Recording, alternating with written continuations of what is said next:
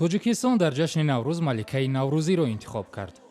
дар маросими ҷамъбасти озмуни ҷумҳуриявӣ маликаи наврӯзӣ, ки дар донишгоҳи миллӣ баргузор шуд, 31 нафар донишҷӯ духтарон барои ба даст овардани тоҷи маликаи наврӯзӣ рақобат карданд.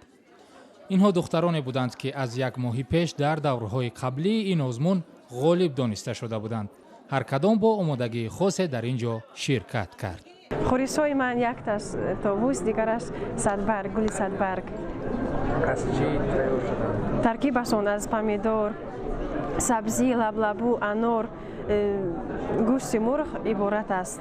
Ваям ҳамчунин. озмуни маликаи наврӯзӣ аз ҷониби кумитаи корбозанон дар якҷоягӣ бо вазорати маориф ва федератсияи иттифоқҳои касабаи кормандони соҳаи маориф гузаронида шуд. ҳайати доварон ҳам аз кормандони ин ниҳодҳо буданд.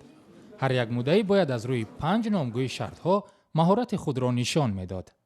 мақсад аз баргузории озмун дар чи аст? Дар он аст, ки мо тавонем ки фарзандони худро дар рӯҳияи ватандӯстӣ, хештаншиносӣ, хонадории бонии тоҷик, либосҳои миллӣ, суханларӣ, ҳозирҷавобӣ ва омода намоем.